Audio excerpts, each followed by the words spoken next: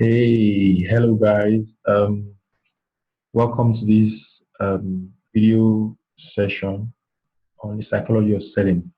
Uh, my name, first of all, I think the best thing is to introduce myself. My name is Akin Awubimila, and I've had over 6 years plus in direct sales and sales management with an insurance firm. Um, and I've also done a little bit of online marketing, done a little bit of social media marketing, and done a little bit of digital marketing. But then again, I've actually found my calling in the area of performance management, which means that I have this urge to always help people to perform better, to see within themselves the capacity to be able to achieve what they want um, uh, by using what they already have. Basically, that means that I help you to draw out that potential that you actually have within you by sharing one or two information or by making you see what exactly you have within yourself that you cannot see by yourself. Anyway, let me not bore you with all these details. This session is just to look at a fundamental topic tagged psychology of selling. So let's just get right to it so that we can get our acts together.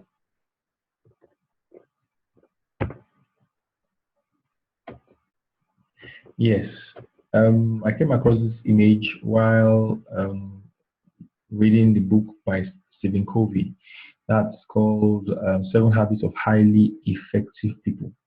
Now, this image is just an image to test your perception of things. Usually, we're supposed to put two kinds of this image, but I want you to take like a moment, say like about 2 minutes to look at this image and have in mind what exactly you can see and take note of it. After 2 minutes, we'll continue and then I will show you two versions in this image. And probably while looking through this video and after you have watched it, either way, you can actually tell me exactly what you saw in the video. Share with us, share with me later on in the timeline, and then let's see what exactly you actually saw. That will determine what kind of perception or how your mind actually works or what mindset you have as far seeing things. Um, anyway, so that's just a little bit of a session where we could share, where we could share a little of mindset teasers, you know. So that's just psychology. Let's get to that after we're done with the this training, this video training. Yes, I think the best thing to start with is to define psychology or look at what psychology is all about and not forgetting where we're coming from. We're actually looking at psychology of selling. So what is psychology? As you can see, psychology is a scientific study of the human mind and its functions, especially those affecting behavior in a given context. Now, if you look at the word psychology, it's a mixture or rather a combination of two words. It's a combination of two words, psyche and then ology. Now, ology is usually in science referring to a study, while psyche is talking about the mindset, the human being's thought pattern as it relates to his environment or how the person's thought pattern affects their behavior. Now here, the first definition is talking about the scientific study of the human mind and its functions, especially those affecting behavior in a given context, which means in this, the study of the human mind and its functions relates to how a person behaves in a given situation. Another definition there is the mental characteristics or attitude of a person or group, which means that there are qualities of a person's mind or a person's thought pattern that actually determines who the person is or who a group of people are.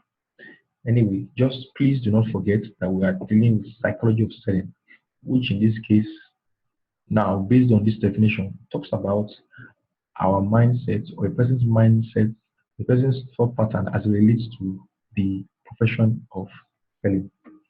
Now, psychology of selling, when you're looking at psychology of selling, you must consider the two major actors in a selling situation. Definitely without a buyer, then there's no work, there's no sales for the seller. So in this case, we're looking at two players in the sales situation. We're looking at the buyer and we're looking at the seller. But really for this session, since we are looking at psychology of selling, which means that this session is dealing with the mindset of the person making the sales, which is the seller in this case. Now, to do justice to this training, we must consider the three, what I believe or what I'm sharing as the three fundamental beliefs for success in any sales career. The first there is a belief in God. Now, the idea is that even a lot of religions actually believe there is a supreme being. Some call it the universe, some call it supreme being, some call it Buddha, some call it uh, Messiah, some call it the Almighty God.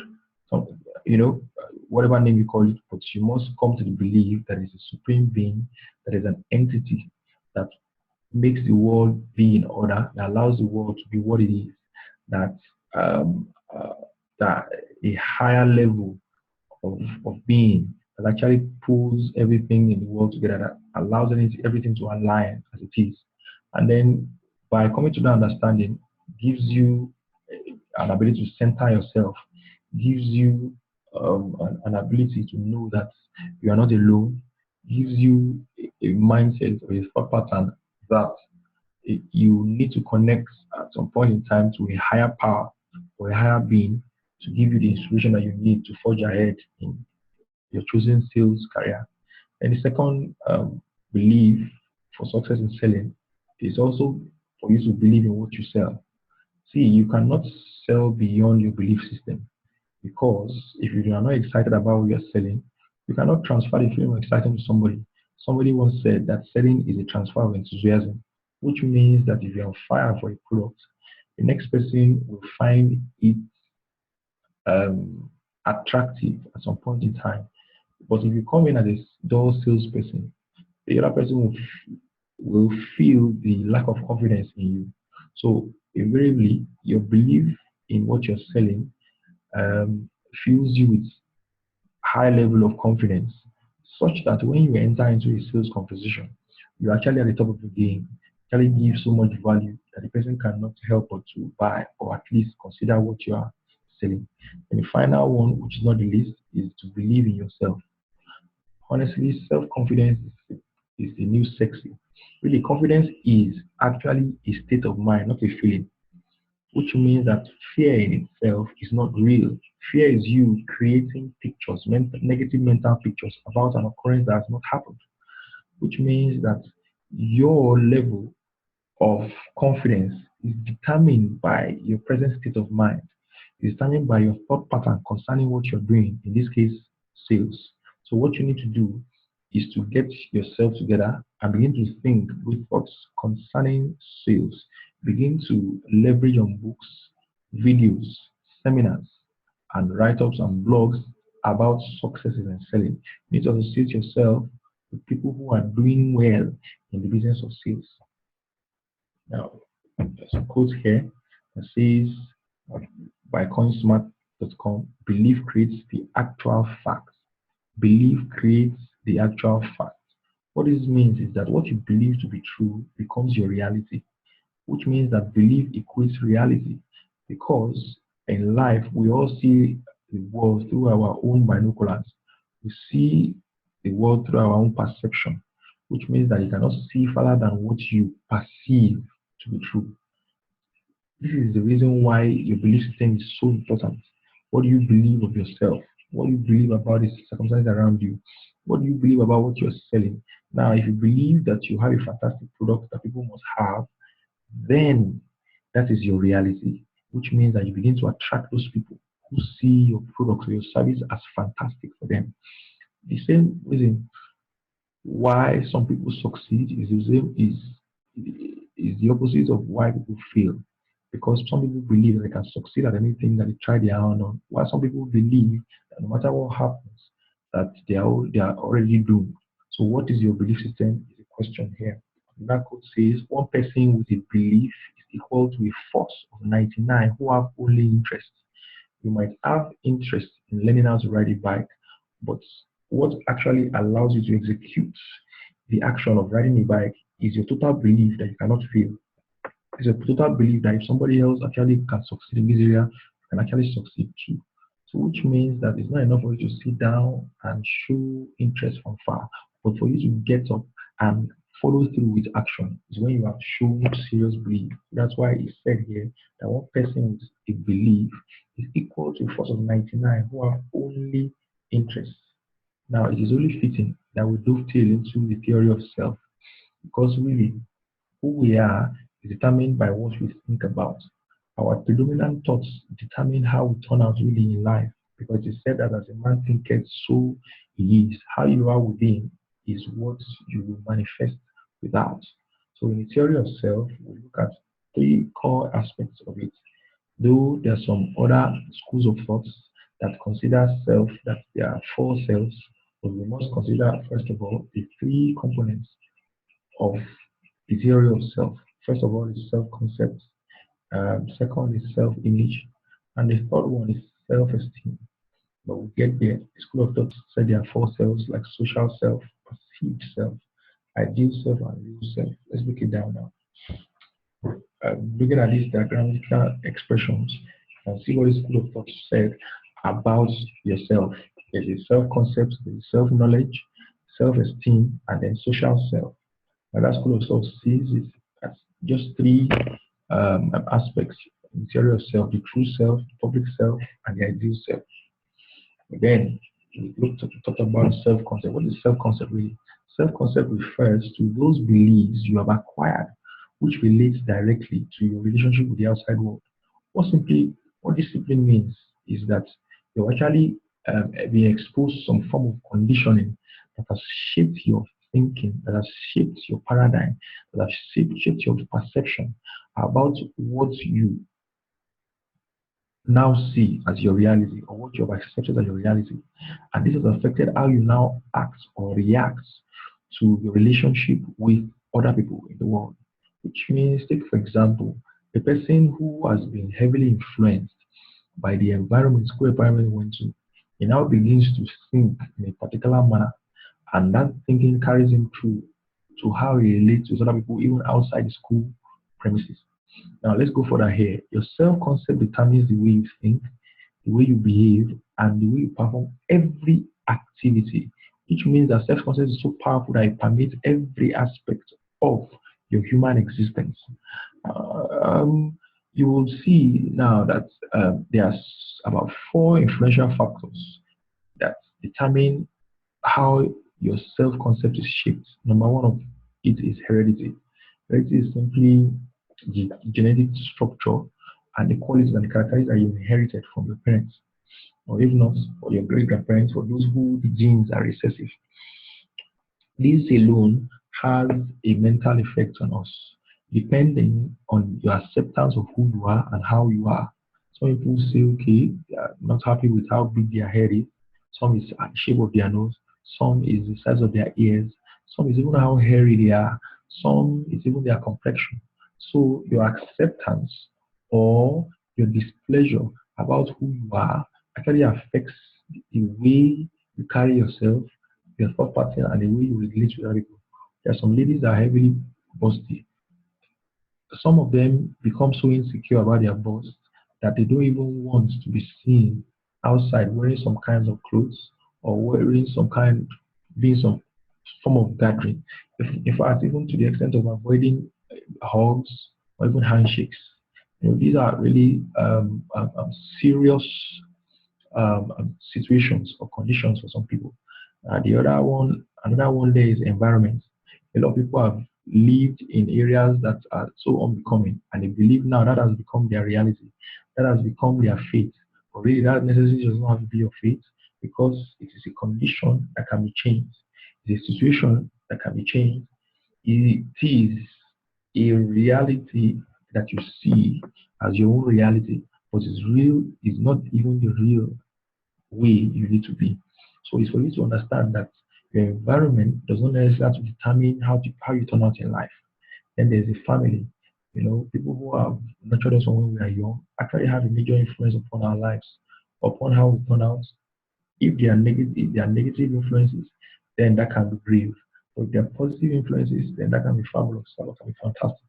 But then again, a family member or family members can actually have a serious impact on you negatively if you are lied to be. Remember, always, there is always a choice for you. You always have a choice as to what direction you want to go. There's peer influence also, where you want to have a feel among mentality, where you want to do what your friends do, where you want to listen to what your friends listen to. You know, a large chunk of a child's life is spent with friends, either in school, that is in grade class, in college, and in higher institution. Large chunk of that time is spent among friends. So at a point in time in a child development, it tends to agree more with friends, depending on what their disposition or what their value system is. So we must be careful as by conditions or views that we've adopted from friends. Are they the right views or the wrong views? How do we see our self-concept as it relates to sales? How do we begin to associate with prospects as are there for business? These are the influential factors for self-concept and begin to assess yourself, to realize yourself, or rather, to begin to examine your own self-concept as it is right now, that it is negative or it is positive, so that I can make the paradigm shift. Now, self-image. Self-image represents the picture or the conceptual component. It is simply the belief system you have adopted about yourself and the equivalent thought image this produces. Self-image represents the picture or the conceptual component. It is simply the belief system you have adopted about yourself and equivalent thought image these produces. Now, Prescott Lecky, in his book Self-Consistency, a theory of personality, says that people fail to succeed because of a failure-oriented self-image, not because of lack of ability. See, what you see of yourself is what you believe you are. Now, the picture, the conceptual component, is simply your belief, the belief system that you have adopted over time about yourself, and the equivalent thought image this produces. What you think about yourself is what you become, is what you manifest. So you must understand that your thoughts or your mind has a lot to do with your success or failure in life. Now, negative preconceived belief and expectation build up mental roadblock, convincing people in advance that it will be impossible for them to succeed. This is simply talking about the fear factor. Is fear crippling you, or you are being able to manage fear to the extent that you become a top performer? This is still dependent on how you think, your thought pattern, which has caused either a roadblock or has paralyzed you at any point in time. You must understand that you have a control over how you think. You have a control over what should enter your mind through your eyes or your ears or your associations. Self-esteem. This is the emotional component of the self-concept and represents the core of human personality. The best definition of self-esteem is how much you like yourself. Your self-esteem may be low or high, and it may be consistent or inconsistent with reality. Your self-esteem is always true to the image you hold in your mind, to the person you keep telling yourself you are.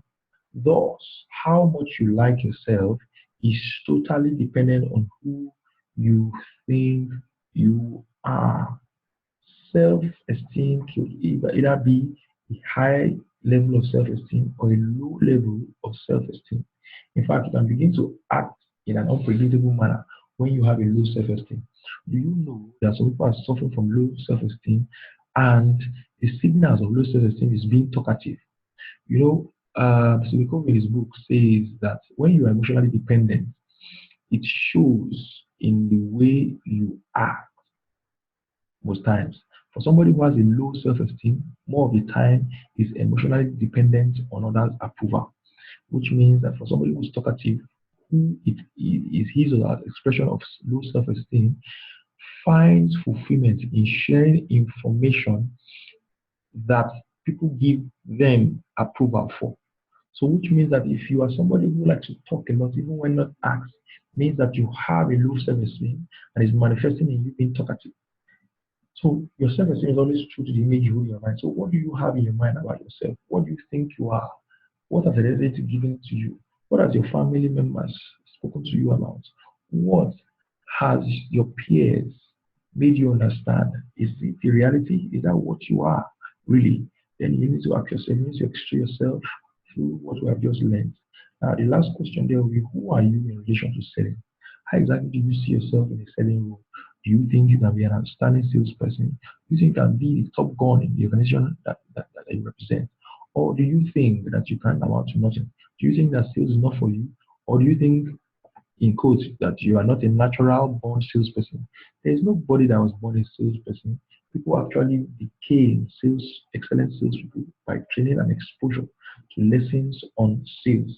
Unless you must understand that there are some qualities that a professional salesperson must have after studying all this, after understanding what psychology is, after understanding that there are two players in sales, which is buyer and seller, and we are focusing on the salesperson in this case.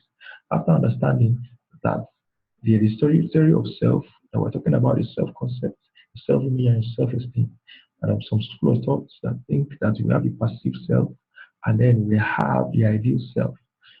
Honestly, the best thing that we must consider now, after learning these lessons and after improving ourselves by adopting the lessons in this video, is to consider the qualities of a professional salesperson.